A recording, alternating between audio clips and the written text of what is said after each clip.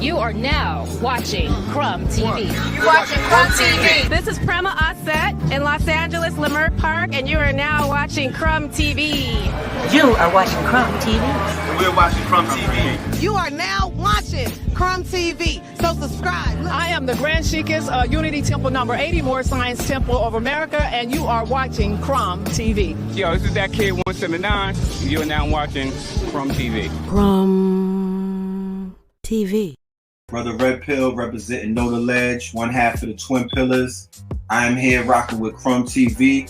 You are watching Crumb TV. You can find me on Crumb TV. You can catch me on Crumb TV. This is Chief Kalanago here at Crumb TV. I am Joy Allen of the Memoirs.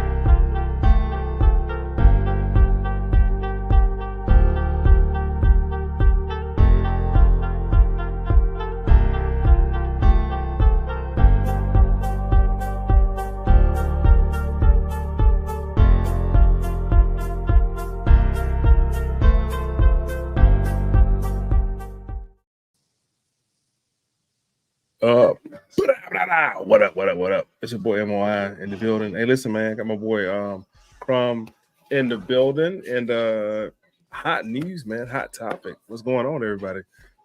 What's going on? We're in this shit, man. Listen, I'm excited to be here. Brother Crumb should be tapping in as well. Peace and love, good brother. How are you? All is well, man. Listen, brother, I'm excited. Another day being here. Yeah, I wanted to say thank you to everyone. We just hit 50,000 subscribers this morning, so I'm grateful. 50K hit. Yes, sir. Oh, you already know what we gotta do. Gotta drop one of the bombs for that situation right there. It's major, and it's only because of y'all that everything keep on growing, keep on manifesting. So we appreciate y'all for even sharing everything, subscribing, locking in, becoming members, donating, all this stuff.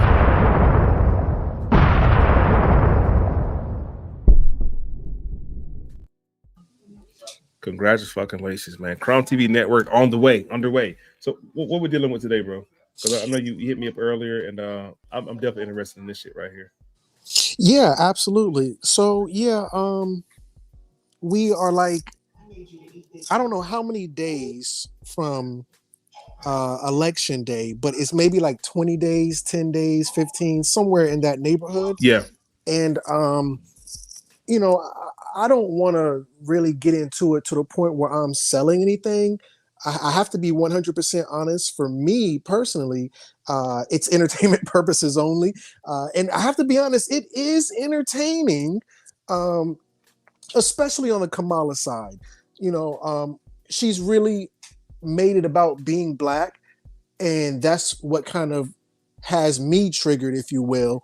And so I'm just kind of following the cosplaying black girl. And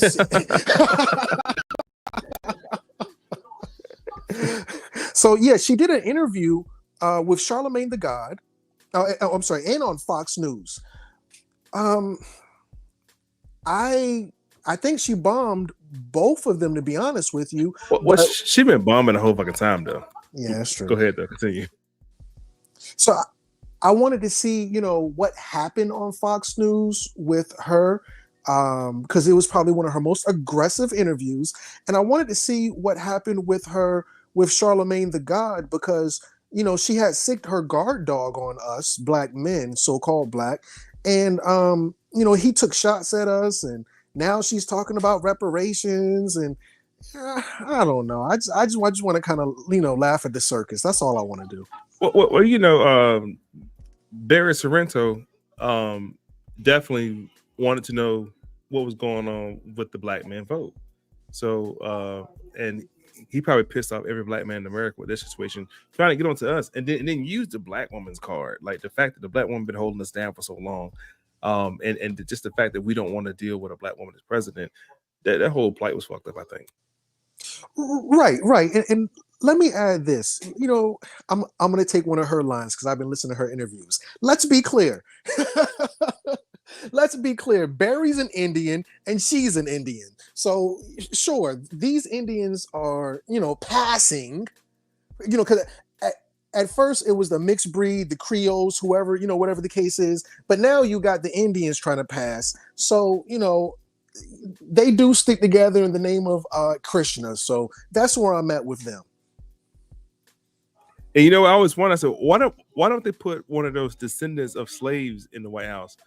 Put one of them Negroes in the White House. Why they got to put foreigners in our place to proclaim? And these are First Nation African Americans, meaning this is their first time here. Yeah, so first they don't generation. know anything about first generation. You know anything about the African American experience? They just do what's called a simulation. I think it's fucking crazy.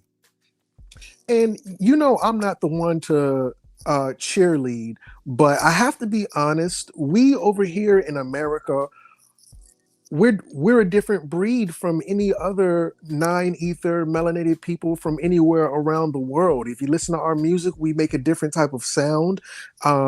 We have a different type of influence over the world. So no disrespect to any of our brothers and sisters around the world, but I do believe the so-called American Negro holds a certain place within a global culture that these two don't possess. They want to have that influence that we have, but they are the great value Walmart version of what you would call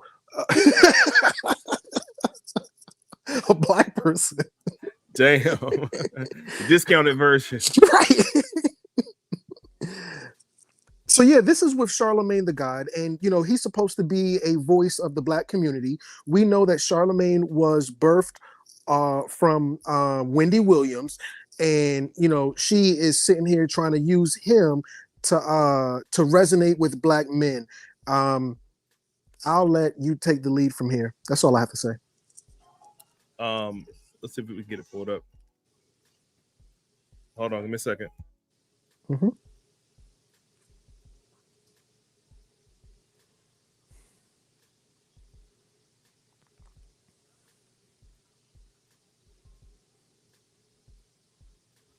Can you hear it? No, sir. When you share, there's two share screens. There's one that says share. It's the first one on the far left-hand side, and when you click it, there's a button at the bottom right-hand corner that says audio on or something to that effect. Yeah, I see that. I got you. Okay.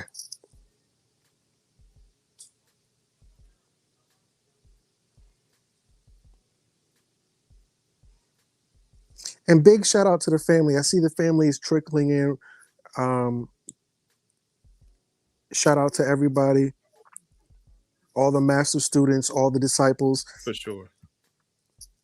And the master disciples. Y'all know who y'all are.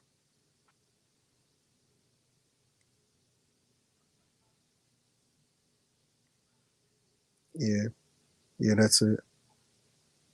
Zaxby's milkshakes come in strawberry, chocolate, vanilla, and birthday cake. Yeah. And they're served with real. Pause it real quick. The people. You probably want to scroll down to the C-SPAN one so they don't say anything negative to us. There it is. Yeah.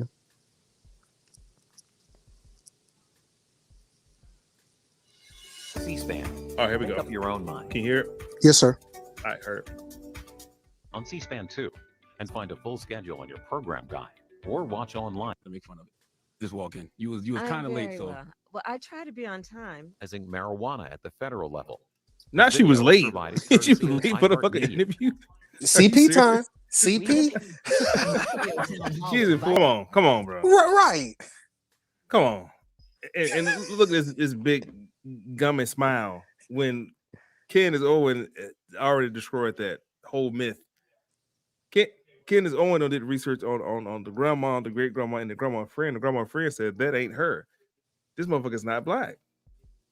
No different than Barry Sorrento. And I'm not listening to information where it's starting to make a little bit of sense. Like her and Barry, we're talking about Barack for people don't know. They were like plants. They were like subplanet here to leverage the black votes. But now they don't need the black votes anymore because they depend on the Hispanic votes. And this is something that what's his name? He had this situation with Powernomics. He was explaining Powernomics a long time ago. But that brother Ben had explained the power shift of the immigrants that we see now. Okay, so but she ain't black, bro. That's the whole point. That's a long way around, but she ain't black. We know that already. The author of Powernomics, if somebody in the comments could help us out, I think it's Dr. Claude Anderson.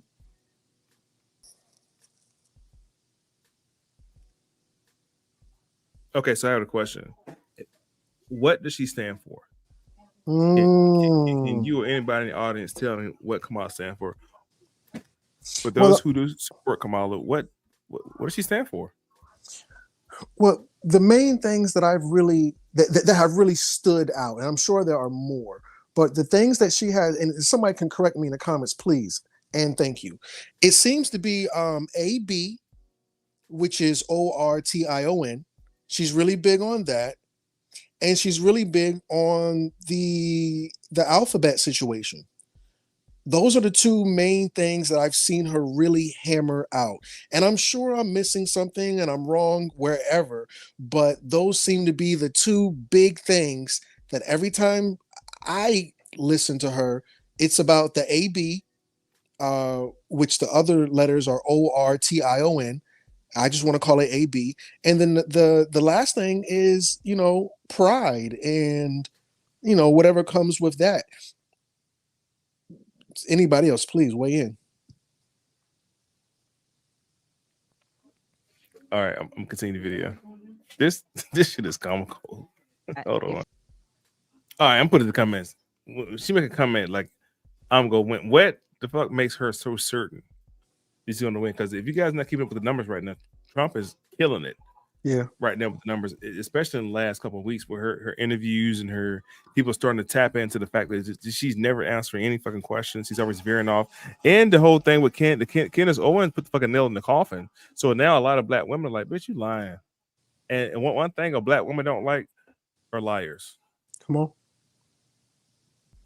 Now that's the information that I didn't know about. I didn't know that they were sending COVID tests all over the fucking world. So that's new information. You do anything about that? But I do know that in time bite open his mouth, it was always about the COVID test. Even during the tornadoes and storms, he would mention getting a fucking COVID shot. This is where I stand on that. I gotta be 100% honest. I don't care about that. What I care about is how you sending all that money over to Israel and over to Zelensky over in Ukraine. Fine, send your little COVID test wherever you want to send it. But bro, why don't you send that money to America? Where's the money going? That's my little thing.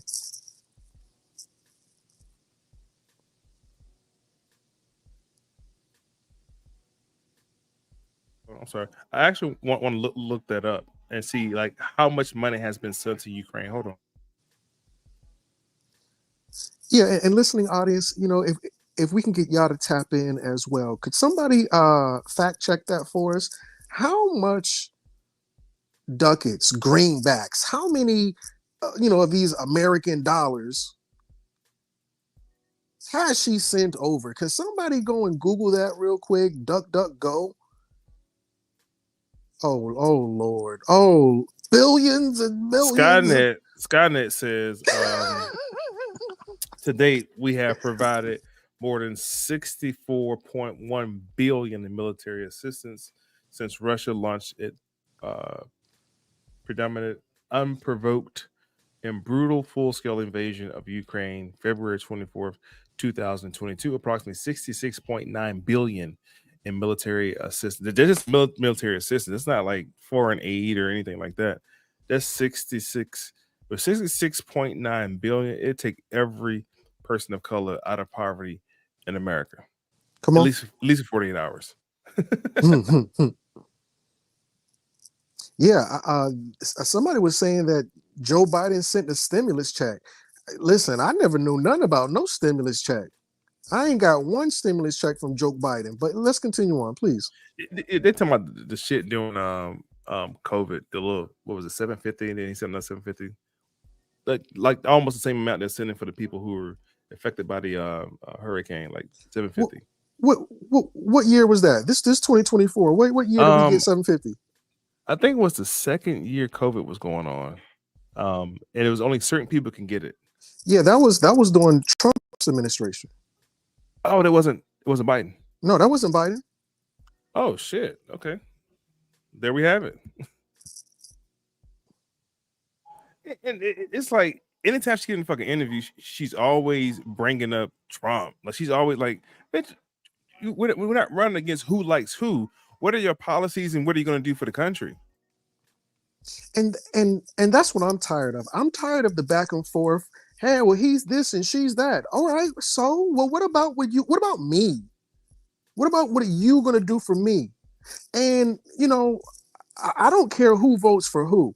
I got to be honest for you, but no one has made me the focus to say, well, black men need to vote because if y'all vote, we're going to do this. I remember at one point in time, we used to have campaign promises.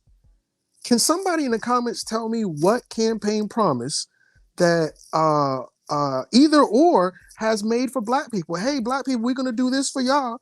And somebody was saying insulin. I don't want no god darn insulin. Not the diabetes. Right. Well, we know here's some fried chicken and some insulin. Keep your fried chicken and your insulin. That's fucking crazy. And I remember shit like the campaign they had with Diddy. Remember, Vote or Die, and right. when they first began to induct all of these rap moguls and NBA moguls to leverage the black votes. If you guys pay attention, that's always been the thing. It's just as of recently in the past, 4 or 5 years, where they would start to use black trauma and they would feed off the black trauma to leverage your votes. Well, now I think a lot of people of color are waking up like, wait a minute. First of all, this motherfucking chick ain't black. Thanks to Candace Owens. Find out that this chick is not black, and she has no. It's not a black agenda. When Ice Cube tried to set that agenda, the black community lashed out at Ice Cube for trying to set a black agenda, and the only person that heard Ice Cube out was Trump. I remember that. Yeah, a lot of black people got mad, and I think this year, that one dude that Cat Williams was making fun of for always wearing them dresses, he said black people shouldn't ask for anything in return for a vote. We need to just vote for her for nostalgic purposes because she could, because we want to see a black. I'm sorry, please. Oh no, yeah, that's Ricky Smiley ass. Ricky Smiley, yes sir. Yeah, Ricky, but like we talked about earlier, Ricky Smiley, what's his name? Ricky Smiley, the other comedian guy. D.R. Hughley, Plies. I don't know why they're so on the Kamala train. Because she paying. Damn. She took all of Biden's AARP money, all of Biden's retirement money, because that. No, seriously. Remember, are you serious? Kamala never went on a campaign trail trying to raise money. That was all his money, and he just gifted it to her. Yeah, that's right. She did not. She didn't win no nomination. Biden gave her his nomination. Biden did to her what black people do with that daggone Them food stamp cards here. Just use my code 1632. Go buy some food. Buy food. My food stamp card. Biden gave Kamala his food stamp card, and she used that to run up the daggone check for her campaign. Nobody was voting, donating money to her. She didn't even run. Nobody knew she was running. Then Biden's last straw was trying to send that boy to unalive Trump, and when he didn't do that, he quit. That's fucking crazy. That's crazy, cuz. Yeah. Get back to the interview. See what else is being said. Is there a certain part in here? Because I haven't watched this one. I haven't watched this one at all. I watched the one on Fox. I think I didn't watch this one. I seen parts of this. I think I've seen more of the one she did on Breakfast Club than this one. Yeah, she's about. They're about to talk about reparations. Oh, that's what I'm telling y'all. Like she's not a descendant of that tragedy, so she's not gonna have a fucking dog in the fight on how to decipher it, on how to get through it. Her family in Jamaica actually owned other black people. Her family were slavers. Her family got reparations too. Wow. So then there it is. What the fuck? So now she's talking. We're gonna have to look into it. That's a jive. I'm speaking from the ancestors. That's you a jive turkey, and we're gonna have to look into it. Is unsatisfactory. It should go to the middle class shit. 90% of black Americans between the 80s and the motherfucking 90s didn't grow up in middle class. So what you're saying don't really jive too much with the population right now. None of us, not all of us, a great majority of us in the 90s were not in the middle class due to the fact that the crack epidemic and the cocaine epidemic and the 3 strikes rule later in the 90s. A lot of us didn't have the opportunity to grow up in middle class, chick. So please stop saying that. I'm sorry. Go ahead, brother. No, please. What the fuck is she talking about? Can anybody in the comments tell? I want everybody right now. Give me 3 points you just heard. Anybody, give me 3 points you just heard she talk about. List them. Go right now, please. She come from a small, what did she say? Middle class family. That's all I remember. Can't nobody remember that she just said, other than middle class family shit. This shit is fucking crazy. Somebody said, that's Obama in her ear. Absolutely. And Kamala, you gotta say to the people of America that it probably is. That earpiece is crazy. Crazy. You guys can do it discreetly. Press 111 if you think you're going to vote for Kamala. If you're going to vote for Kamala, press 111. I ain't said shit about Trump, but if you're going to vote for her, press 111 in the comments. And we're not going to judge you. I just want to see what the fuck after watching this. You know, and at one, well, okay, M.O.I. Do you know who put Charlemagne on? The talk show host chick who was going in on Jay-Z and Beyonce. What's her name? The chick who kept passing out. Wendy. Yeah. Now, Wendy Williams is a pit bull in a dress. She's a tiger. She's a dragon. She don't hold back. She's going to give, she's classy with it, but you was raised better than this, Charlemagne. You over here, Charlemagne giving this girl a lap dance. You supposed to be interviewing. Yeah, go on, girl. That's right. Wendy, if she was in her right mind, would be disappointed in you. They raised you better than that, Charlotte. I remember when Charlemagne had ripped a hole into Diddy. At one point in time, Diddy never came on Breakfast Club because everybody was afraid. Remember back in the day when everybody was afraid to go on Breakfast Club because they feared what Charlemagne was going to say. Yep. Charlemagne is a cat who has been declawed. Charlemagne is a snake who has been defanged. Charlemagne don't got no more bark, don't got no more bite. Charlemagne is soft, warm butter. I yield. All right. Looks like we got a Kamala voter. I said press 111 if you're still going to vote for her. And, We're not gonna crucify the brother. Yeah, no, yeah, it's all good. I mean, that's your choice. All I ask you, what's his name? Keenan. Yeah. Keenan. In the comment box, just for shits and giggles, please list 2 of her policies that you agree with. Just give us 2. Yeah, I would like to know. I don't have anything that right there. At one point in time, it was word salad. Now it's word turds. I don't know what she's talking about. I don't see where the fear is coming from. And again, she's making it about Trump. I don't care about Trump. What are you going to do for me? And you already danced around it. I don't know that that's true. Y'all don't never make any. The closest thing black people have ever got to a campaign promise was the platinum plan from Donald Trump. I stand on that. The last campaign, when Trump was running against Joe Biden, he made a campaign promise called the Platinum Plan.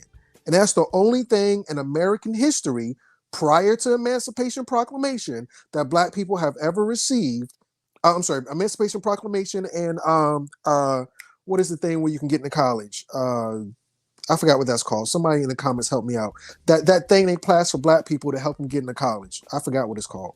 Those are the only 2 things we've gotten. I yield. Well, yeah, you're absolutely right. Now, this platinum plan, was it something that Biden did, or was it something that Ice Cube did? No, that was Donald Trump, and it was exclusively for black people, called the Platinum Plan. And he's the only campaigner.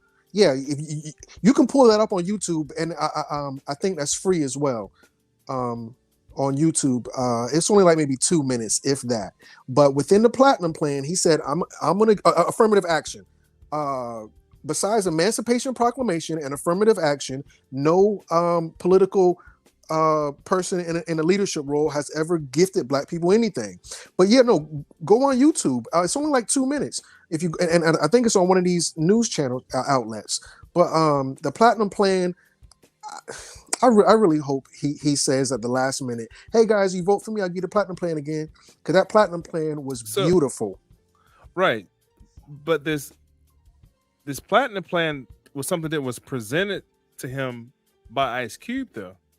Like the Platinum Plan idea wasn't Trump's idea, because I think Ice Cube had like the Platinum Plan, he had something else, and he wanted to take it to Barack and take it to Trump at the time, I think it was. And Trump was the only one that sat down. No, Biden or Trump. And Trump was the only one that sat down with him to hear out the situation. That's why Ice Cube is blasted everywhere. Keep me honest. And I could be wrong. No. The family is confirming. Cube gave him the Platinum Plan. Yeah. So after Ice Cube brought it up, Donald Trump co-signed it. If you can go to YouTube and pull up Platinum Plan, Donald Trump co-signs that. And that was the only thing I've ever seen. The closest thing to the Platinum Plan was when Hillary Clinton said, what did Hillary Clinton say? Hillary Clinton said, hot sauce in the bag. That was the closest thing you got to the Platinum Plan. The American people want to know what type in Harris would do for us. Donald Trump Platinum Plan. Hasn't told us. It's inside YouTube.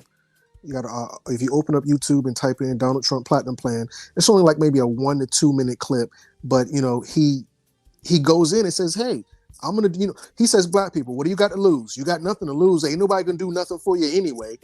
You know how Donald Trump talk. He talked a little bit of smack, but he told the truth. So yeah, just type in Platinum Plan, Donald Trump. He was like, "Yeah, I ain't got nothing to lose. Listen, you vote for me, I'll make that Platinum Plan happen."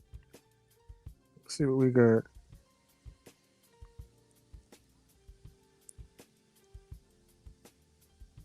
These goddamn ads, man. They get like ad-free YouTube or some shit. Yeah. Costs $35 a month. Nah. Worst case.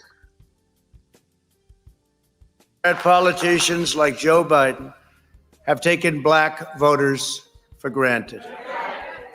They made you big promises before every election, And then the moment they got to Washington, they abandoned you and they sold you out. The Democrat Party used you and they lied to you every single time. You know it better than anybody else knows. The Democrats will always take back the vote. And I'm here today to announce a brand new plan to deliver more opportunity, more security, more fairness, and more prosperity to Black communities.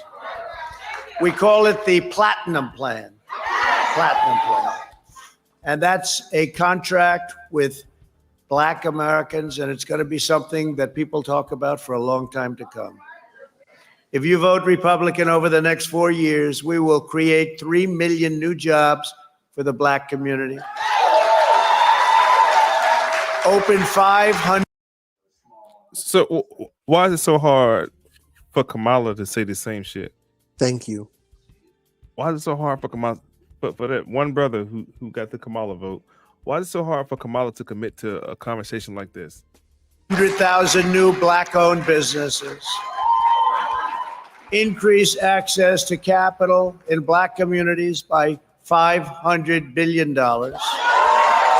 Build up peaceful and safer urban neighborhoods with the highest standards of, and you know this, of policing. We want the highest standards. We have to have highest standards of policing.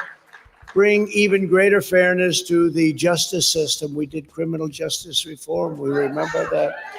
Even greater, we will create a national clemency project to right wrongful prosecutions and to pardon individuals who have reformed their life. That is what I'm looking for. Say that you're going to do something for me. Right. Off the rip. It's really all it takes. Instead of her bombing and stuttering ass. So you want to go back to the Charlemagne interview or the other interview? Yeah, we can do the other interview because the other interview has a very different tone. You're going to see drunk, angry Kamala, but it's up to you. Whichever one you want to do. Yeah, I'm pulling that one up because this is the one from Fox News. Man, he cooked her ass. I don't care what nobody say. This dude cooked her ass. Straight embarrassment. Let me look for you. All right, here we go.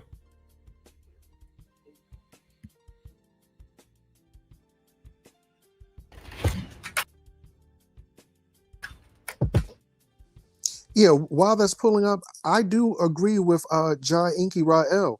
Trump is winning because he's bold and he's clear. And, you know, I'm not saying Trump speaks like Obama or nothing like that, but Trump, I get the feeling that Trump says what he really thinks, you know, and I respect honesty because the tone of politics is, you know, dishonest. So it's a breath of fresh air. I yield. On everything from the border to the economy to Joe's mental fitness during her first formal sit-down interview with Fox News as vice president. And with less than 3 weeks to the election day, the Democratic nominee trying to make the case that she offers a new way forward despite being in power the last 3.5 years. If you're turning the page, you've been in office for 3.5 years. And Donald Trump has been running for office. But you've been the person holding the office. Come on. So it was a come on. Come on. Tense interview at times as Harris tried to dodge some questions and point the blame toward Donald Trump. Toward the end of the interview, though, Brett says it had to quickly be wrapped up after her team signaled to him to stop. There are critics who look at what the administration did and say and think differently. Madam Vice President, they're wrapping me very hard here. I hope you got to say what you wanted to say about Donald Trump. There are a lot of things. There's more to say. I have much more to say. Madam Vice President, and they're giving me a hard rap. Well, I thank you for the time. Okay. Prior to that moment, Harris faced I don't think that's the interview. Direct questions like how her presidency. I think that was Fox News reaction to the interview. Oh, Fox News reaction. Okay. My bad.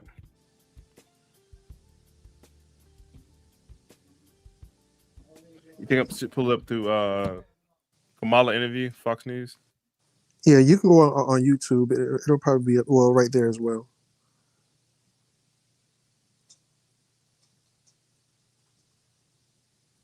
Yeah, they got all the reaction. I sent you the link, but yeah, everything on the news is a free for all. It's it right here. I'm sorry? This it right here. Okay. Full interview. But okay, yeah, yes, sir. I watched so much shit. I said, man, that dude is not letting up on her ass, man. He is cooking her ass. Thank you. It's good to be with you, Brett. You know, voters tell pollsters all over the country and here in Pennsylvania that immigration is one of the key issues that they're looking at this election, and specifically the influx of illegal immigrants from more than 150 countries. How many illegal immigrants would you estimate your administration has released into the country over the last 3.5 years? Well, I'm glad you raised the issue of immigration because I agree with you. It is a topic of discussion that people want to rightly have. And you know what I'm going to talk about. Yeah, but a number. Do you think it's 1 million, 3 million? Brett, let's just get to the point. Okay, the point is that we have a broken immigration system that needs to be repaired. So your Homeland Security Secretary said that 85% of apprehensions. I'm not finished. We have an rough estimate of 6 million people have been released into the country. And let me just finish. I'll get to the question. I promise you. I was beginning to answer. And when you came into office, your administration immediately reversed a number of Trump border policies. Most significantly, the policy that required illegal she never gave a fucking number to be detained through deportation, either in the U.S. or in Mexico. And you switched that policy. They were released from custody awaiting trial. So instead, included in those were a large number of single men, adult men, who went on to commit heinous crimes. So looking back, do you regret the decision to terminate Remain in Mexico at the beginning of your administration? At the beginning of our administration, within practically hours of taking the oath, the first bill that we offered Congress, before we worked on infrastructure, before the Inflation Reduction Act, before the Chips and Science Act, before the bipartisan Safer Communities Act, the first bill, practically within hours of taking the oath, was a bill to fix our immigration system. Yes, ma'am. It was called the U.S. Citizenship Act of 2021. Exactly. He on her ass. He on her ass. Yeah, we already got that. We know what that is. They ain't what we talking about.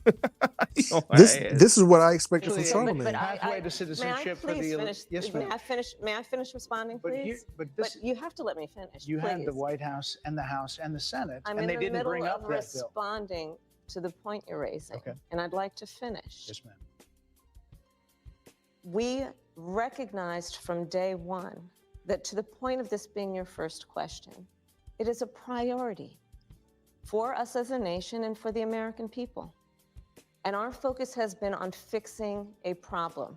And from day one, then, we have done a number of things, including to address our asylum system and put more resources, getting more judges, what we needed to do to tighten up penalties and increase penalties for illegal crossings, what we needed to do to deal with points of entry between border. What we needed to do, not what we did. And we worked on supporting what was a bipartisan effort, including some of the most conservative members of the United States Congress, to actually strengthen the border. That border bill would have put 1,500 more border agents at the border, which is why I believe the Border Patrol agents supported the bill. It would have allowed us to stem the flow of fentanyl coming into the United States, which is a scourge affecting people of every background, every geographic location in our country. Woulda, coulda, shoulda. It would have allowed us to put more resources into prosecuting transnational criminal organizations, which I have done as the Attorney General, former Attorney General of a border state. No, when you were president. Guns and human beings.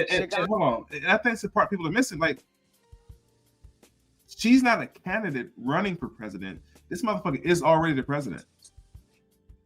She keep going back to what she did when she was a district attorney. What about when you were president? when you're president, what do you? Well, we tried to do this, okay, and then what? We just gave up. It's like zero fucking accountability. And my question was always, I'm not quite clear on what a border czar is, but there was actually footage of her being labeled the border czar. Like she's in charge of the fucking border. Well, and I really think that she was allowing immigrants to come over here due to the fact that she's trying to get them to vote for her. The first 3 years, she never went to the border. You don't see one picture, not even a green screen, of her at the border.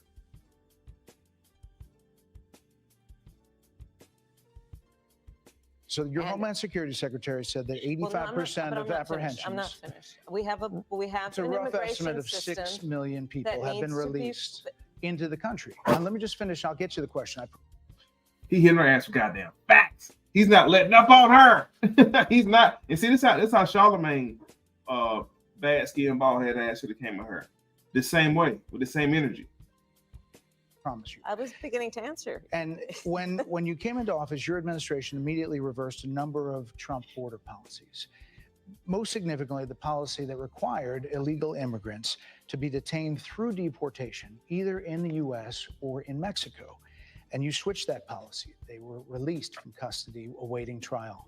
So instead, included in those were a large number of single men, adult men, who went on to commit heinous crimes.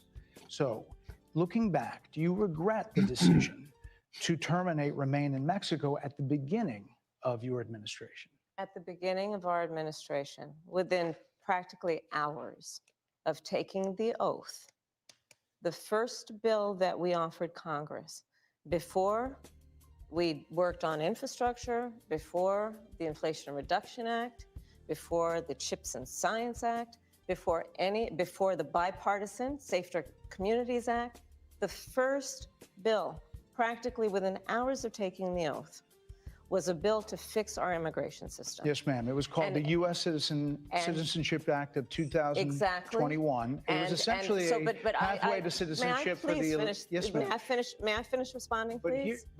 Hell no, because you ain't saying shit. Because you're not responding. I'm in the middle of responding to the point you're raising, and I'd like to finish. Yes, ma'am. Do you regret repealing Trump's recognized from day one bill, a law? The point of this being your first question, it is a priority for us as a nation and for the American people. And our focus has been on fixing a problem. And from day one, then, we have done a number of things, including to address our asylum system and put more resources, getting more judges, what we needed to do to tighten up penalties and increase penalties for illegal crossings, what we needed to do to deal with points of entry between border entry points. That's the work we did, and we worked on supporting what was a bipartisan effort, including some of the most conservative members of the United States Congress, to actually strengthen the border. That border bill would have put 1,500 more border agents at the border, which is why I believe the Border Patrol agents supported the bill. It would have allowed us to stem the flow of fentanyl coming into the United States, which is a scourge affecting people of every background, every geographic location in our country, killing people.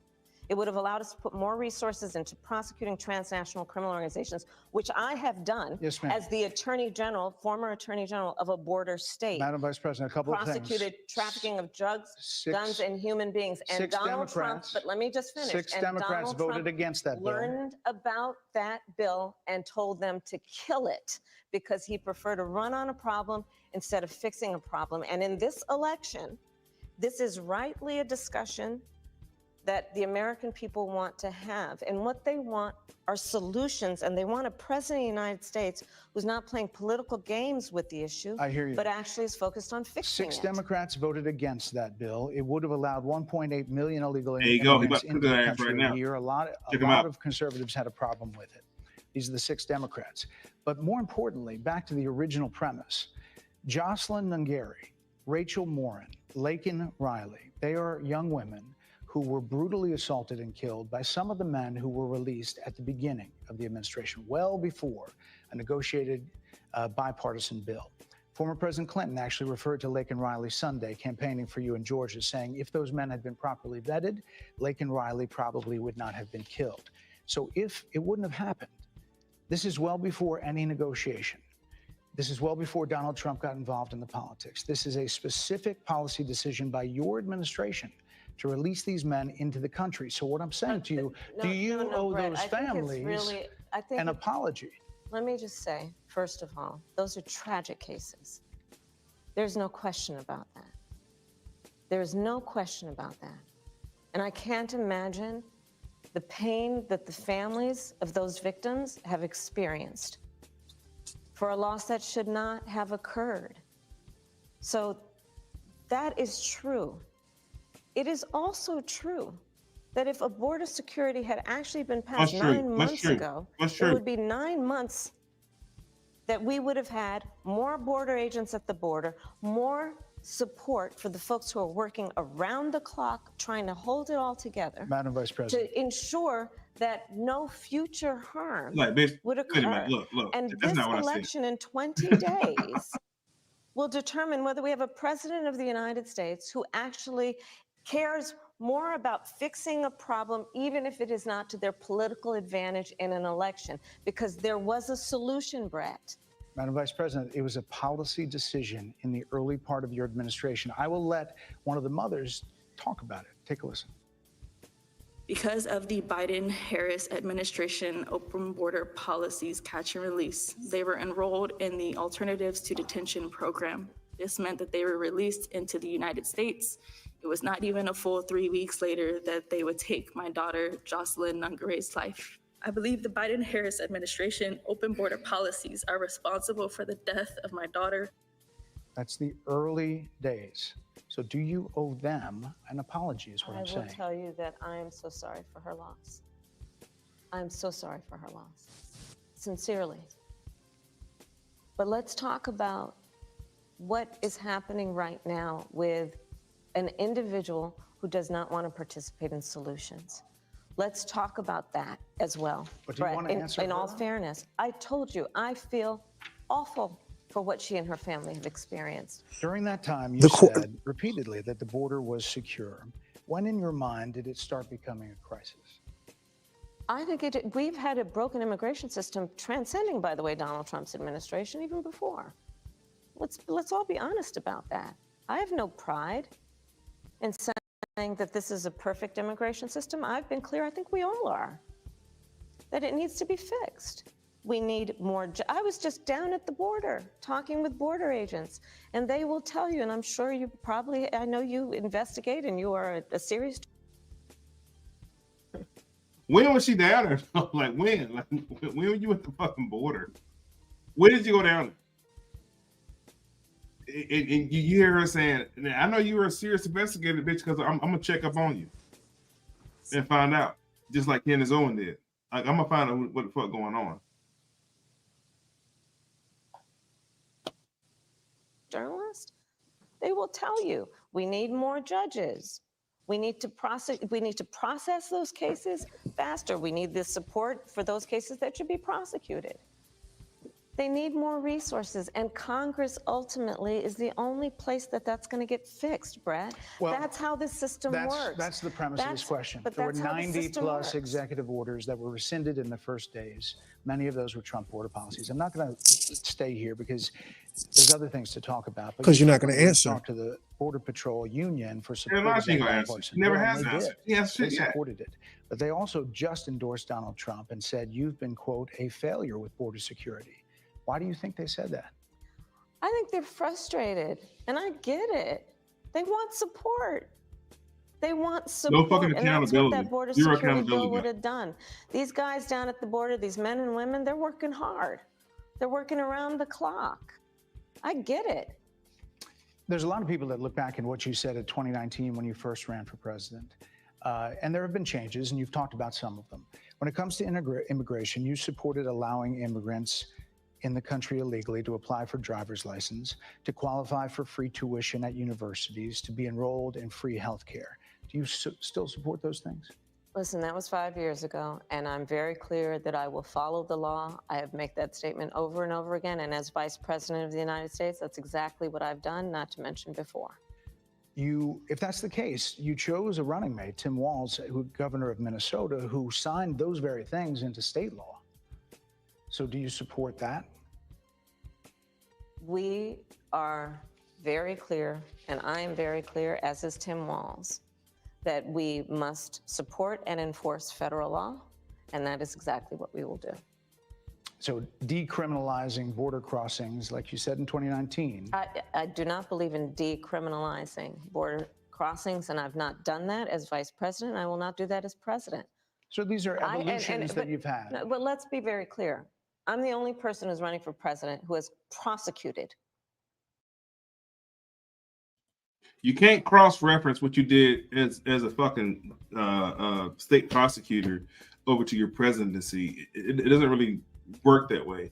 Just like a lot of people always referring to the fact that Trump condemned the Central Park 5. Trump was a nobody. I mean, he was a real estate tycoon, but he wasn't a fucking president. Excuse me, wasn't a president.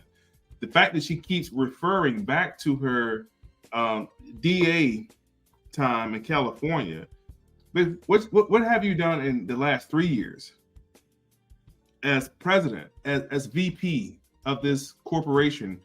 What policies have you brought up? Like, what have you done in the past 3 years? Stop referring to the California legislation when you was a DA there. You got fucking to office at that point. That's what I'm saying. Like, these interviews are cool, but if you guys want to watch some real shit, the shit with Candace Owens and the shit with Judge Joe Brown, that's if you go watch those interviews, that'll make these interviews make sense.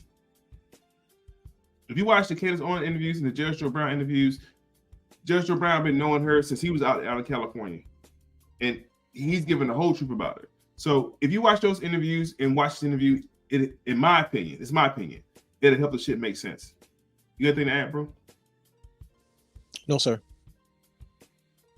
Transnational criminal organizations, from the Sinaloa cartel to the Guadalajara cartel to people who have trafficked in guns, drugs, and human beings. I have spent a significant part of my career going after people who present a threat to the safety of the American people and cross our border with the intent of doing us harm and cross our border illegally. And I will do that work as vice president. I take that work quite seriously. This is a time when voters, especially here in Pennsylvania, are inundated with commercials and ads. They just want it to stop because it's every commercial. But many of them add noise, but a few of them seem to break through. This particular one from the Trump campaign has gotten a lot of attention. Kamala supports taxpayer-funded sex changes for prisoners. Surgery. For prisoners. For prisoners. Every transgender inmate in the prison system would have access. So are you still in support of using taxpayer dollars to help prison inmates or detained illegal aliens to transition to another gender? I will follow the law, and it's a law that Donald Trump actually followed. You're probably familiar with, now it's a public report, that under Donald Trump's administration, these surgeries were available on a medical necessity basis to people in the federal prison system. And I think, frankly, that ad from the Trump campaign is a little bit of like throwing, stones when you're living in a glass house. The Trump aides say that he never advocated for that prison policy and no gender transition surgeries. You know what? You got to take responsible for what happened in your administration. Yeah, no surgeries happened in his presidency. It's in black and white. Would you still advocate for using taxpayer dollars for gender reassignment surgeries? I will follow the law, just as I think say he did. You say as president. Like I said, I think it's real. He spent $20 million on those ads, trying to create a sense of fear in the voters because he actually has no plan in this election that is about focusing on the needs of the American people. Whereas at $20 million on that ad, on an issue that, as it relates to the biggest issues that affect the American people, it's really quite remote. And again, his policy was no different. Look at where we are, though. They say On it was plans for different, the but let's- American we'll move people, on. I'm offering a plan to deal with affordable housing. I'm offering a plan to deal with what we need to do to strengthen small businesses, which are the backbone of America's economy.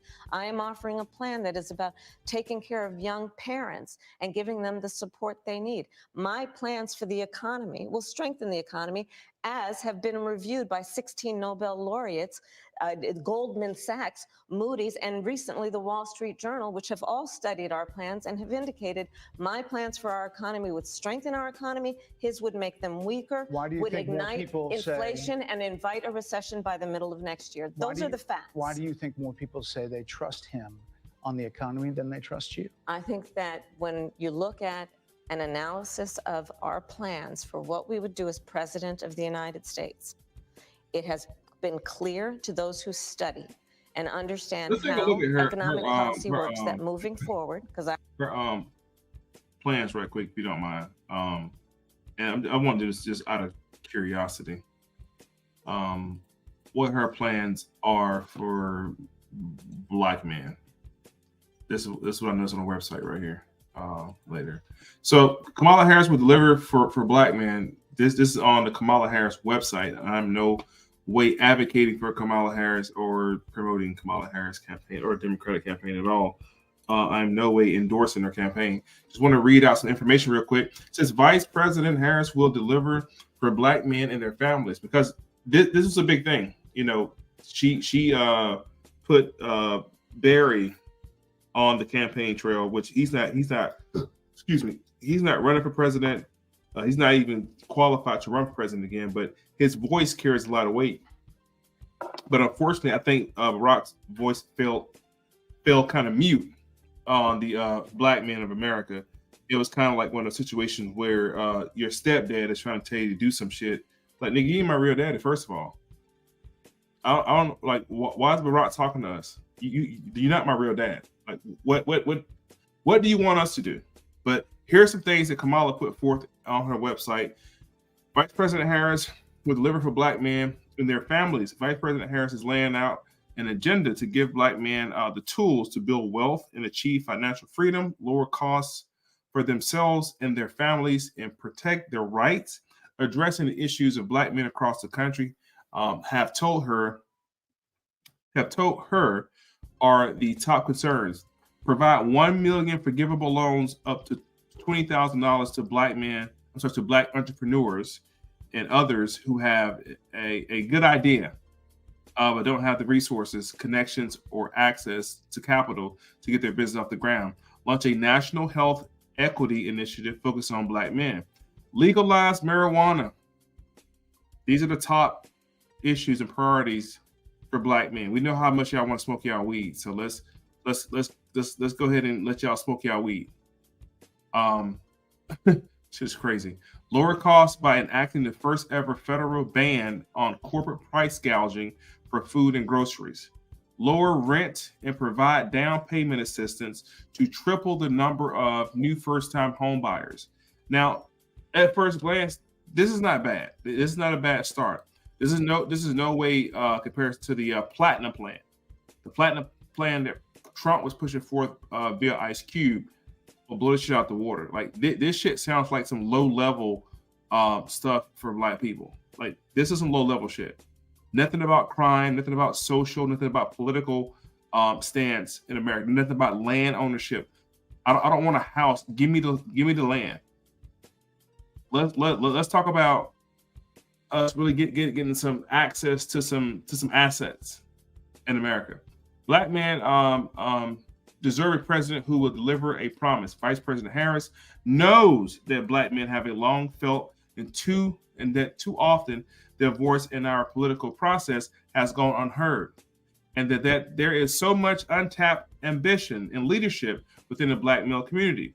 Black men and boys deserve a president who will provide the opportunity to unleash this talent and potential by removing historical barriers with wealth creation, education, employment, earnings, health, and improving the criminal justice system. Black men deserve a president who would deliver on promises and equip them with the tools and resources to make their aspiration a reality. Now, as I was reading, I saw the word resources and tools about 15 fucking times. Black men need structure of the law change. That's going to be the legislative branch. She's just the executive branch. She doesn't have the power to change the judicial branch. This is the Supreme Court. These are not real tangible items that are at least I don't know which part of Black America that this poll comes from, that gave notion to what Black men need. If I'm wrong, in the comments, please let me know if I'm wrong. If those concerns are something that are like dire to Black men, like ask the brothers now on Crumb TV, what are some things that we need in the community? You know what I'm saying? Like, I don't need to legalize weed, motherfucker. Like, what the fuck they got to do with anything? How would you legalize marijuana going to benefit me and my children? Now, access to that little bit of capital, I think it was like, what, 20 grand? 20 grand can't do much, but 20 grand can give you a hand up. Now, what's the rate of return on that 20 grand? Like, what's the percentage of return you got to pay back on that 20 grand they're going to give you? Like, what's the catch on that? Is it going to be a tax-free, one-time stipulation situation? Or is it like what are the rules around that 20 grand we're going to get or supposedly going to get? And this is stuff that's going to be proposed, not that's going to happen for sure. And that's why I say Ice Cube giving Trump the platinum plan proves for a more viable plan for the Black community than what she's talking about right now. Like those little fucking 4 items going to fix Black male poverty across America. I don't go for it. You think that, bro? There's a term for what she's doing and what politicians do. It's called benign neglect. They're not going to give you or offer you anything of substance. What they're going to do is they'll address you in a way that's funny. They'll dance, hot sauce. They'll get your favorite rapper, singer to twerk on stage, whatever the case may be. But they're not going to offer you any tangibles. Can you pull up benign neglect on Wikipedia real quick? I'll just read like the first 2 or 3 sentences just to let the family know this is a political strategy. I think they... My bad. Benign neglect. Hold on. Yeah, benign neglect.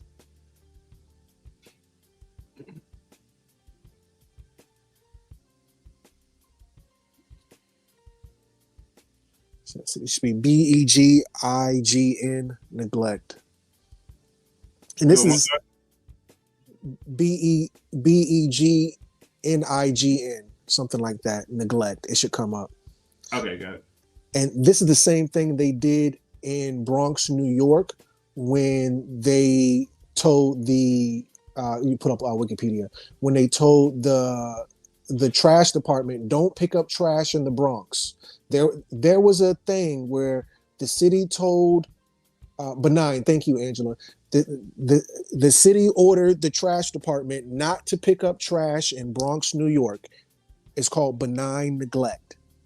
Should be in Wikipedia. Yeah, I just tried to get in Wikipedia. I didn't see it.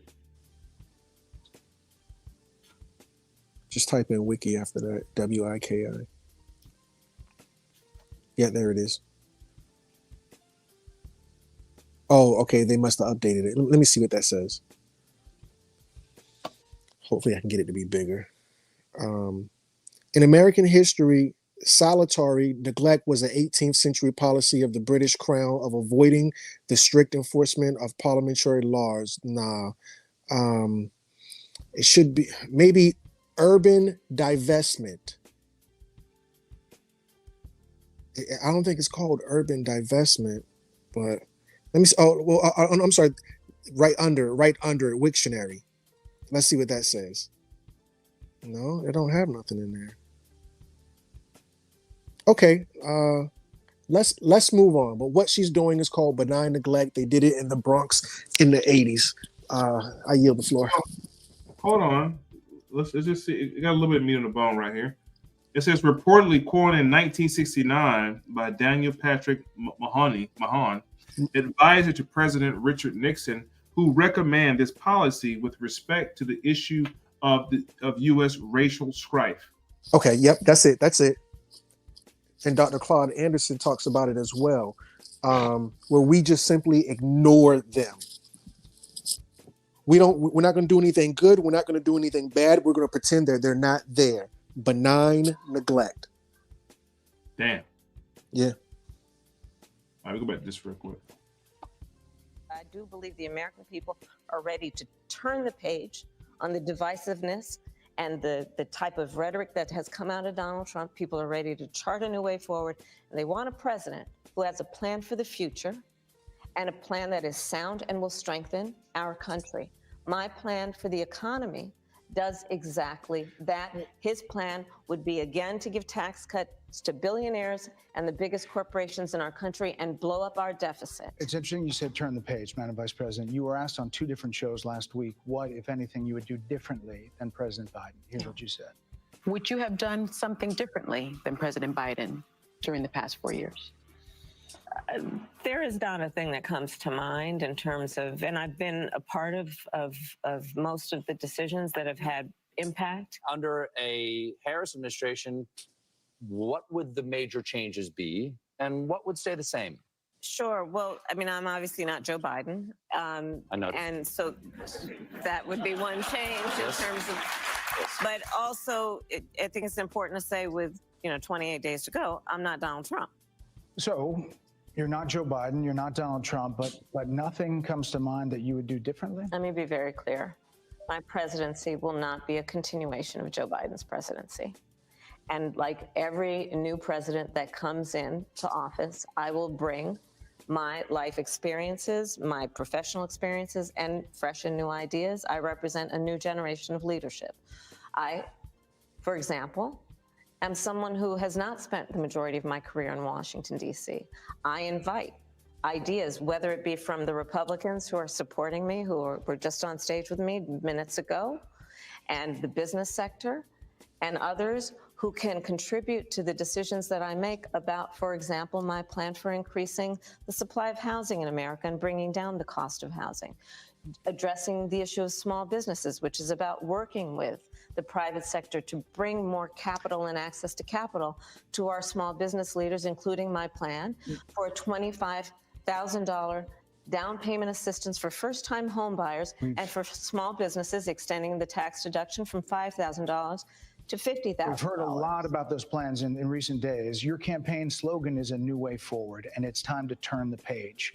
You've been vice president for 3.5 years. So what are you turning the page from? Well, first of all, turning the page from the last decade in which we have been burdened with the kind of rhetoric coming from Donald Trump that has been designed and implemented to divide our country and have Americans literally point fingers at each other. Rhetoric and an approach to leadership that suggests that the strength of a leader is based on who you beat down instead of what we all know. The strength of leadership is based on who you lift up. The strength of an American president, which is one who understands that the vast majority of us have more in common than what separates us. Madam Vice President, more than 70% of people that is tell about turning the page on rhetoric that people are frankly exhausted of, Brett. More than 70% of people tell the country is on the wrong track. They say the country is on the wrong track. If it's on the wrong track, that track follows 3.5 years of you being vice president and President Biden being president. Watch this. You got roaster ass. Watch this. What they're saying, 79% of them. Why are they saying that? If you're turning the page, you've been in office for 3.5 years. And Donald Trump has been running for office. But you've been. Oh my God! Yes. Why do you keep bringing up Trump? Ask the man question. I actually don't. What are you talking about? What I'm talking about is that over the last decade, people have become. But listen, over the last decade, it is clear to me, and certainly the Republicans who are on stage with me, the former chief of staff to the president, Donald Trump, former defense secretaries, national security advisor, and his vice president. One, that he is unfit to serve, that he is unstable, that he is dangerous, and that people are exhausted with someone who professes to be a leader who spends full time demeaning and engaging in personal grievances and it being about him instead of the American people. People are tired of that. If that's the case, why is half the country supporting him? Why is he beating you in a lot of swing states? Why, if he's as bad as you say, that half of this country is now supporting this person who could be the 47th president of the United States? Why is that happening? This is an election for president of the United States. It's not supposed to be easy. I know, but it's not supposed to be. It is not supposed to be a cakewalk for anyone. So are they misguided, the 50%? Listen, are they stupid? What is God, it? I would never say that about the American people. And in fact, if you listen to Donald Trump, if you watch any of his rallies, he's the one who tends to demean and belittle and diminish the American people. He's the one who talks about an enemy within, an enemy within, talking about the American people, suggesting he would turn the American military. All right, let me show y'all something real quick. What she's doing. It's the same thing that happens most times in courtrooms. You got to remember, she's a district attorney, so she's an attorney. Excuse me, and things that they use in the courtroom is one of the terms called obfuscation. So please write this down. Obfuscation. The action of making something obscure, unclear, and unintelligible. It's called obfuscation. This is how court works. She is a district attorney serving as vice president. She has no political background. She wasn't a fucking senator first. She wasn't a congressman, state representative. She didn't follow that path at all. She was a lawyer like Lincoln and other past president. There was no political campaign for her. The money that she got for her campaign contribution was mostly from Biden and other fascist political Democrats. It's called obfuscation. That's why you can't understand what the fuck she's saying. All great attorneys are lawyers. Attorneys at law are great at the art of obfuscation. Here's an example. Within the legal drug trade, obfuscation is commonly used in communication to hide occurrences of drug trafficking. A common spoken example is 420 is used as a code word for cannabis, a drug which, despite some recent prominent decriminalization changes, remains illegal in most places. Go to the wiki. Within the legal drug trade, obfuscation is commonly, that's the same example we just gave us just now. Obfuscation is the term.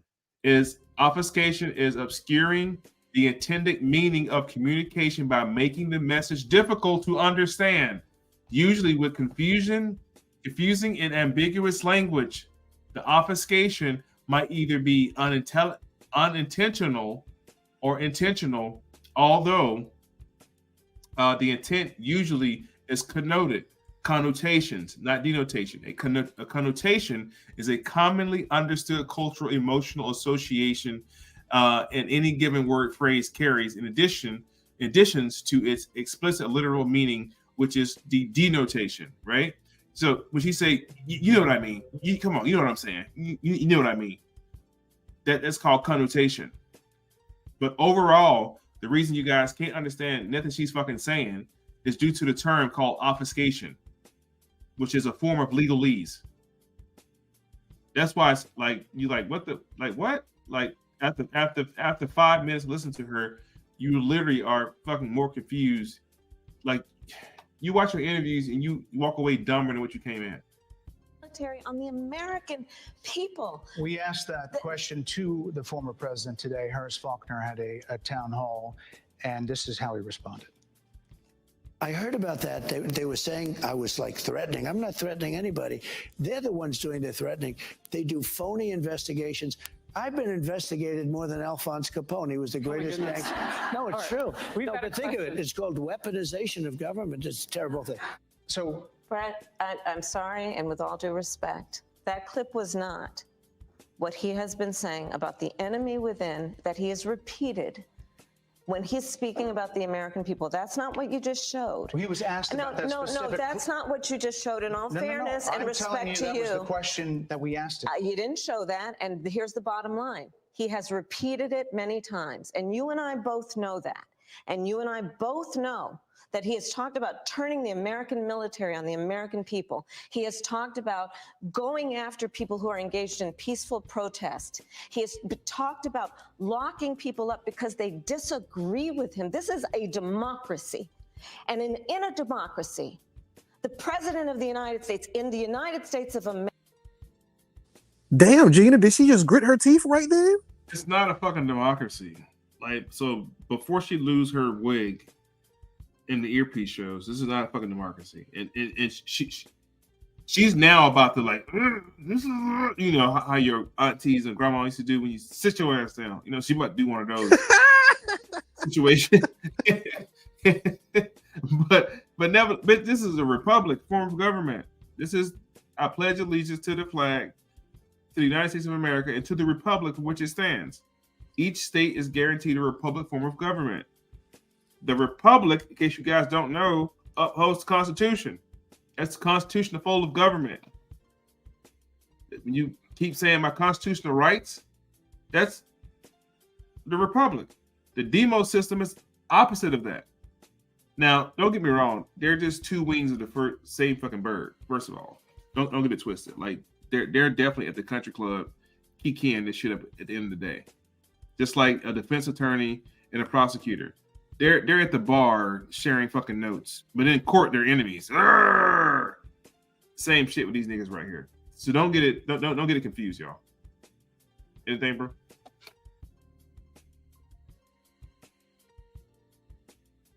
No, sir.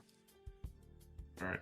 I want to show a little bit more of this right here, but then I want to show the another clip of the I still got it up here. Yeah, I still got the clip of what's her name up here? With Candace Owens. Just like maybe 30 seconds of it before we get out of here to show people of the if you guys are not up to par on the investigation, Candace Owens since she's now destroyed Kamala's entire situation, she's now on Obama. So she's now digging on Obama shit right now. So just clip notes. We'll show a little bit of that interview she did about Kamala here in a second.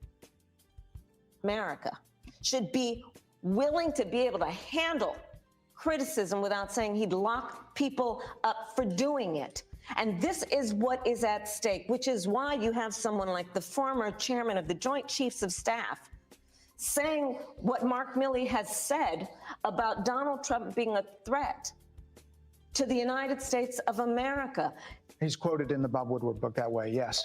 Let me ask you this, Madam Vice President. You call Donald Trump... Stop right there. Just hold on. He's misguided. You say now he's unstable. He is unstable, Brett. He's not well. You say he's mentally not stable. He's not stable. Let me ask you this. You told many interviewers that get him on his game, that ran around on his staff. When did you first notice that President Biden's mental faculties appeared diminished? Boom. Joe Biden, I have watched from the Oval Office to the Situation Room, and he has the judgment and the experience to do exactly what he has done in making very important decisions on behalf of the American people. There were no concerns raised? Brett, Joe Biden is not on the ballot. I understand. And Donald Trump but is. You talked about it. And Donald Trump After George Clooney said within a few minutes of talking to President Biden at a fundraiser that he thought this was not the same Joe Biden that we saw on the debate stage. Donald Trump is on the ballot. I understand. You met with him at least once a week for 3.5 years. You didn't have any concerns? I think the American people have a concern about Donald Trump, which is why the people who know him best, including about Joe, it's not the national security community, have all spoken out. Even people who worked for him in the Oval Office, worked with him in the Situation Room, and have said he is unfit and dangerous and should never be president of the United States again, including his former vice president, which is why the job was open for him to choose another running mate. So that is a fact. That is a fact. Madam Vice President, two more things. You were asked on 60 Minutes about This the nigga's biggest over. threat Like, bitch, look. that All right. the world faces, that the U.S. faces. More This is what you said. Which foreign country do you consider to be our greatest adversary? I think there's This was a great interview an also. obvious one in This mind, interview which to is keep the Iran. whole shit off right Iran here. has American blood on their hands. Okay, this attack on Israel, 200 ballistic missiles. What we need to do to ensure that Iran never achieves the ability to be a nuclear power, that is one of my highest priorities. A number of experts thought you would say China. The FBI director had said that. But you said Iran. If that's the case, what do you say to critics who look at the actions of your administration and say you're not acting like Iran is the number one threat? Well, I will tell you most recently, whether it was in April or in October, and then several hours on each occasion that Iran posed a threat to Israel, I was there. Most recently in the Situation Room, in the most recent attack, working with the heads of our military and doing what America must always do to defend and to support Israel in its requirement to defend itself and to give American support to be able to allow Israel to have the resources to defend itself against attack, including from Iran and Iran's terrorist proxy. Hold on. She's repeating what she's being told. She's talking in a cadence. Right now, it's a certain cadence. When I say something to you guys hear it. You have to and then. It's a certain cadence. Right. She's not freestyling no more. She was freestyling a little bit earlier, but now she's on script. She's on code now. There's a cadence because you can't talk about those juicies this any kind of way, especially not their homeland. Proxies in the region, right? And that is and my commitment to that is unyielding and unwavering. Critics just say that you either relaxed or failed to enforce sanctions on Iran, allowing all of this money to flow into Iran, like billions. Let's go back to Donald Trump, who pulled out of a deal that would have actually put Iran in check. The estimates in billions. It was during Donald Trump's that administration that Iran regime that we had an American military base that was attacked, where American soldiers suffered traumatic brain injuries, and Donald Trump dismissed them as headaches, not to mention how Donald Trump has treated and talked about America's military and military service people, calling them suckers and losers, has diminished the damn bitch over each other. I apologize. Well, I would like that we would have a conversation that is grounded in full assessment of the facts, which includes, I think this interview is supposed to be about the choices that your viewers should be presented about this election, and the contrast is important. Yes, ma'am. And on the subject of Iran, I am offering what should be an important contrast that is presented for folks to make a decision that they feel. Who look at what the administration did and say and think differently. Madam Vice President, they're wrapping me very hard here. I hope you got to say what you wanted to say about Donald Trump. That's it. There are a lot of things. There's more to say. I have much more to say. There are a lot of things that people want to learn about you and your policies, and that's why I invite everyone to go to KamalaHarris.com. That's the website we went to. I have 80 the whole website is done by pages ChatGPT. of policies that are quite comprehensive and should be accessible to anyone who would like to read them.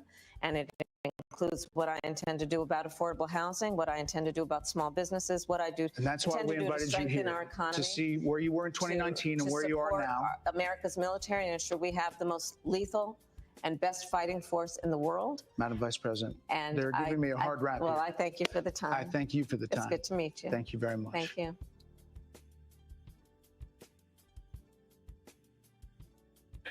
Listen. Crazy. So listen, next thing I want to pull up is the one with and it's real quick. We'll get out of here.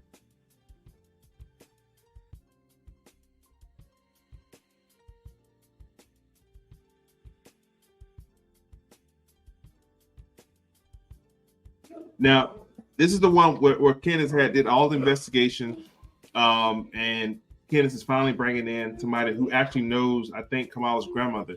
And the only reason it becomes important, because y'all remember when Trump had asked for Barack's birth certificate, and this same ideal behind where he was from, is he really black, had started, but it got stumped out real quick by the black population because we were just so excited to have the first so-called black person in the White House for the first time that we didn't give a damn about Barack's where he come from.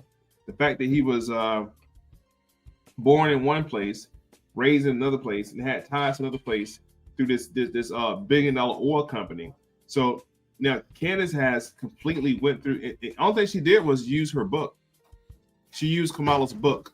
Kamala has a book out, and went through her book and just completely just used the book for research. This shit is crazy. Let's check out a couple minutes just real quick before we get off here. Let's check it out. Grandma Beryl. And she remembers her affectionately, by the way. Apparently, Grandma Beryl was a wonderful woman. She adored Kamala's Grandma Beryl. It was just one minor detail that was off. You see, the Beryl that she knew, the one that Kamala presented in her book, was not her, because the Beryl she knew was white. Yeah, let's get started. Welcome back to Candace.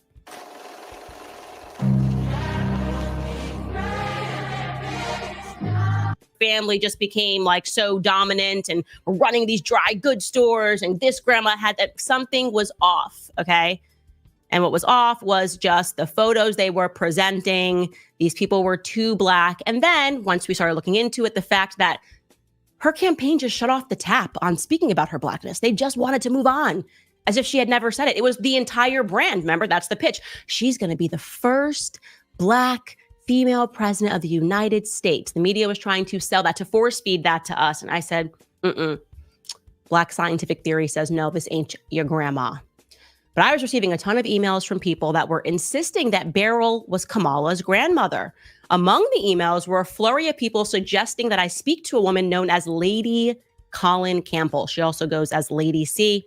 I'm familiar with her work. I've seen her. She's written, she was good on her word. She hosted Dorothy. So let's watch the first part of their conversation. This is Dorothy, again, the Jamaican woman who grew up and knew Grandma Beryl, Miss Beryl, personally. Take a listen.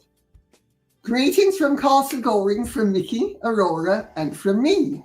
We have a special guest with us today, Dorothy Otti, who is an old friend of mine. She's Jamaican, and she used to know Miss Beryl very well. They grew up in the same village. Well, I grew up in the village where Miss Beryl lived.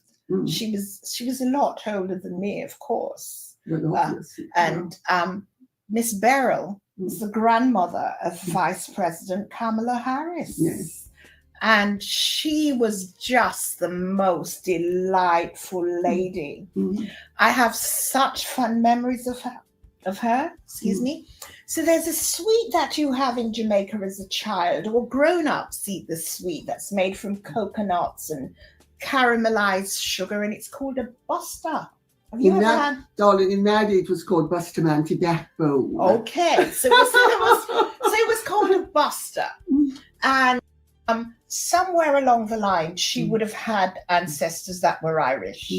What I want to do is just fast forward a little bit. Actually, can I show you a photograph? Of course. Of an old lady. Yes. And some people speculate that this is Miss Beryl. Right. So, sorry. That's okay. I am so untechnological. Okay. It's just pathetic. Yeah. There we go.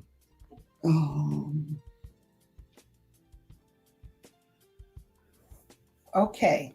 Nah, that's not Miss Beryl. That's not Miss Beryl. That's definitely not Miss Beryl. Oh, damn. Damn, Gina. And just show. Yeah. So that is not Miss Beryl. That's not Miss Beryl. Definitely not Miss Beryl. Okay. And I know what she looks like. I couldn't have been in a dream, and she definitely did not look like that. There's another person But could that be Miss Beryl? No, that's not That's Miss not Miss Beryl That's not either. Miss Beryl either. Okay. Don't know who that is. Okay.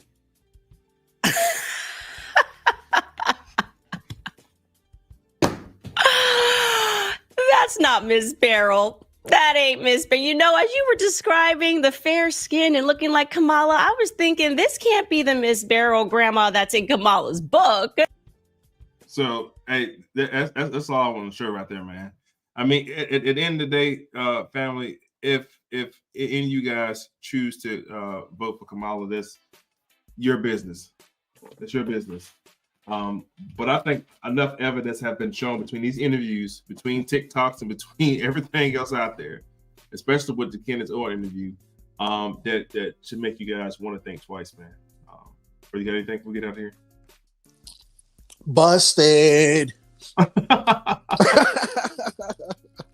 Yeah, family, do whatever it is you want to do, because what you obviously don't realize if you do vote, number one, your vote don't count. Your vote, let's just be 100% clear, is the popular vote. And I don't know if the family remembers this back in high school. It was called a superlative. Most likely to succeed. When you voted for, you know, they hey, you know, and they put your ass in a yearbook, most likely to succeed. That's a superlative. Most likely to be class president. We're voting for her the same way, the popular vote, the same way we voted for them kids when we was in high school as a superlative. You by law, it is secret for you to know who the Electoral College is. You don't know who they are. And you'll never know who they are. You don't know how they picked, and you don't know how they vote. And they don't have to follow you. This is the thing, family. I'll say this. I've said it once and I'll say it again. The only reason they care about your vote, because your vote is a vote of confidence. If everybody in America says, you know what, I'm not voting red, blue, green, yellow, any color, what will happen? And real quick, this is me closing out. I want to ask the listening audience. If none of us vote on November 6th, I think it's the 6th. If none of us, because this is the day of war. I don't know what day it is. I don't know what the date is, but it's on a Tuesday. Why Tuesday? Because Tuesday is the day of war. If none of the day of Mars. If none of us vote on that Tuesday, do you know what's going to happen on that Wednesday? Anybody? You? Anybody? Does anybody know what's going to happen on Wednesday if none of us vote on Tuesday? I'll tell you what'll happen. Martial law will happen because if none of us vote on Tuesday, the day of war, the communication on Wednesday is that we have lost faith in the governing system. And the first law of life is self-preservation. So what they're going to do is they're going to seek to preserve themselves on Wednesday.